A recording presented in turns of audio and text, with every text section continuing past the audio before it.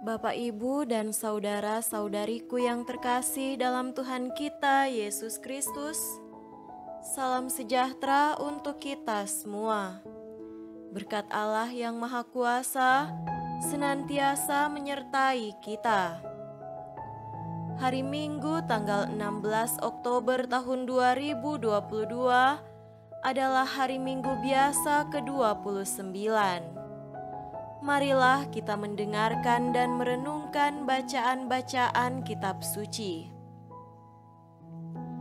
Bacaan pertama dari kitab Keluaran pasal 17 ayat 8 sampai 13. Lalu datanglah orang Amalek dan berperang melawan orang Israel di Rafidim. Musa berkata kepada Yosua, "Pilihlah orang-orang bagi kita, lalu keluarlah berperang melawan orang Amalek. Besok aku akan berdiri di puncak bukit itu dengan memegang tongkat Allah di tanganku." Lalu Yosua melakukan seperti yang dikatakan Musa kepadanya dan berperang melawan orang Amalek. Tetapi Musa, Harun, dan Hur telah naik ke puncak bukit. Dan terjadilah apabila Musa mengangkat tangannya, lebih kuatlah Israel, tetapi apabila ia menurunkan tangannya, lebih kuatlah Amalek. Maka penatlah tangan Musa, sebab itu mereka mengambil sebuah batu, diletakkanlah di bawahnya, supaya ia duduk di atasnya.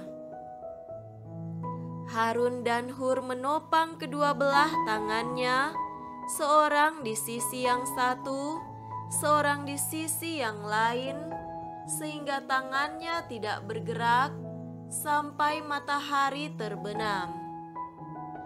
Demikianlah Yosua mengalahkan Amalek dan rakyatnya dengan mata pedang.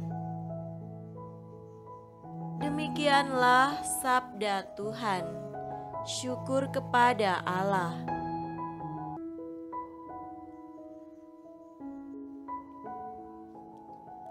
Bacaan kedua dari surat kedua Rasul Paulus kepada Timotius pasal 3 ayat 14 sampai pasal 4 ayat 2. Tetapi hendaklah engkau tetap berpegang pada kebenaran yang telah engkau terima dan engkau yakini, dengan selalu mengingat orang yang telah mengajarkannya kepadamu. Ingatlah juga bahwa dari kecil engkau sudah mengenal kitab suci yang dapat memberi hikmat kepadamu dan menuntun engkau kepada keselamatan oleh iman kepada Kristus Yesus. Segala tulisan yang diilhamkan Allah memang bermanfaat untuk mengajar, untuk menyatakan kesalahan, untuk memperbaiki kelakuan, dan untuk mendidik orang dalam kebenaran. Dengan demikian, tiap-tiap manusia kepunyaan Allah diperlengkapi untuk setiap perbuatan baik. Di hadapan Allah dan Kristus Yesus yang akan menghakimi orang yang hidup dan yang mati, aku berpesan dengan sungguh-sungguh kepadamu demi pernyataannya dan demi kerajaannya. Beritakanlah firman, siap sedialah baik atau tidak baik waktunya, nyatakanlah apa yang salah, tegurlah dan nasihatilah dengan segala kesabaran dan pengajaran. Demikianlah sabda Tuhan. Syukur kepada Allah.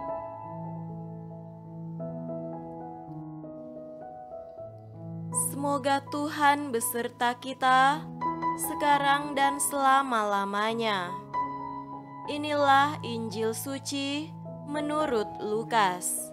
Dimuliakanlah Tuhan. Injil Lukas pasal 18 ayat 1 sampai 8. Yesus mengatakan suatu perumpamaan kepada mereka untuk menegaskan bahwa mereka harus selalu berdoa dengan tidak jemu-jemu. Katanya, dalam sebuah kota ada seorang hakim yang tidak takut akan Allah dan tidak menghormati seorang pun. Dan di kota itu ada seorang janda yang selalu datang kepada hakim itu dan berkata, "Belalah aku terhadap lawanku." Beberapa waktu lamanya, hakim itu menolak. Tetapi kemudian ia berkata dalam hatinya, "Walaupun aku tidak takut akan Allah dan tidak menghormati seorang pun, namun karena janda ini menyusahkan aku, baiklah aku membenarkan dia, supaya jangan terus saja ia datang dan akhirnya menyerang aku." Kata Tuhan, "Camkanlah apa yang dikatakan hakim yang lalim itu. Tidakkah Allah akan membenarkan orang-orang pilihannya yang siang malam berseru kepadanya? Dan adakah ia mengulur-ulur waktu sebelum menolong mereka? Aku berkata kepadamu, ia akan segera membenarkan mereka. Akan tetapi, jika Anak Manusia itu datang, adakah ia mendapati iman di bumi?" Demikianlah sabda Tuhan. Terpujilah Kristus.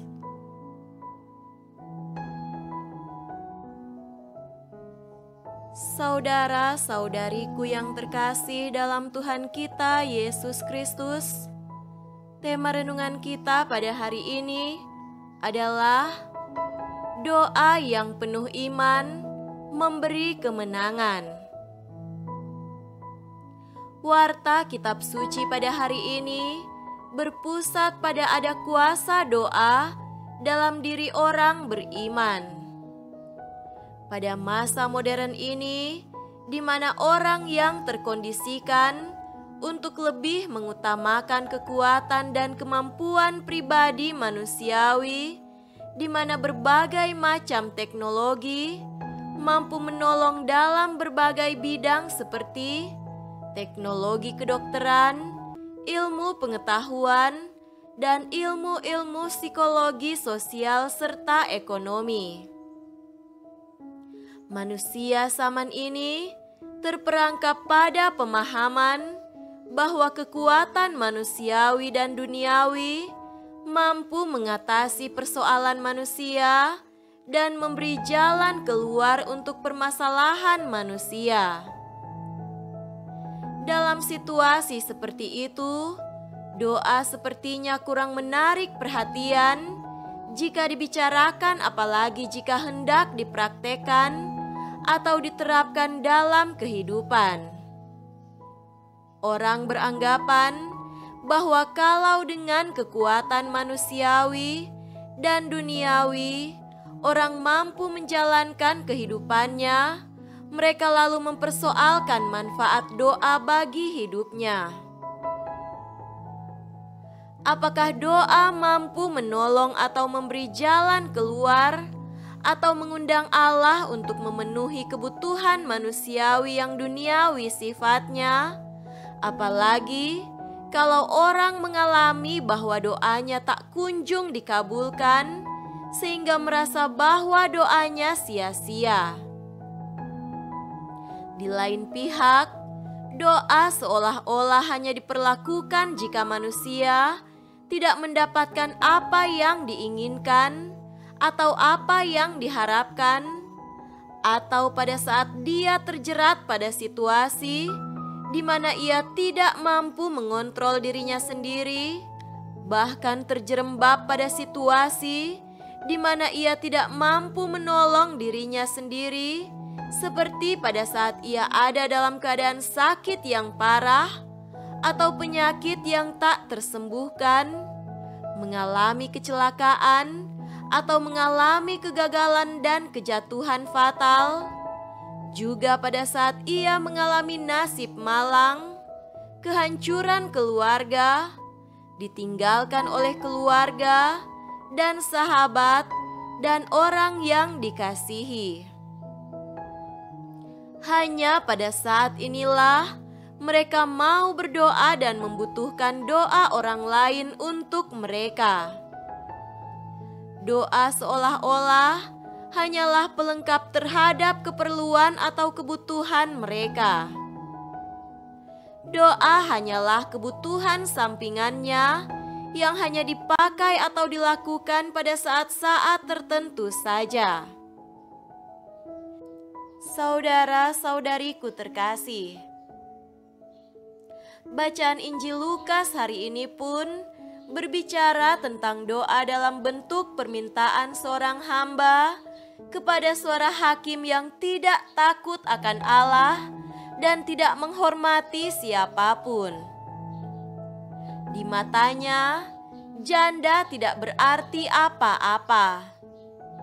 Tetapi karena janda itu selalu datang dan berkata, "Belalah aku terhadap lawanku," dan ia datang berulang-ulang kali, maka sang hakim pun akhirnya menolong sang janda supaya ia tidak menyusahkannya lagi dan tidak terus-menerus datang mengganggunya. Hal ini adalah penggambaran tentang doa atau permohonan yang disampaikan berulang-ulang. Permohonan yang disampaikan berulang-ulang adalah suatu permohonan yang sungguh-sungguh diminta dari Allah, tak kunjung henti dan tidak hanya asal diminta. Doa sedemikian itu sungguh-sungguh mengandung kebutuhan hakiki dan dasariah, yakni kebutuhan keselamatan dan bukan hanya kebutuhan harian manusia. Kebutuhan akan keselamatan adalah lebih tinggi di atas segala kebutuhan manusia lainnya.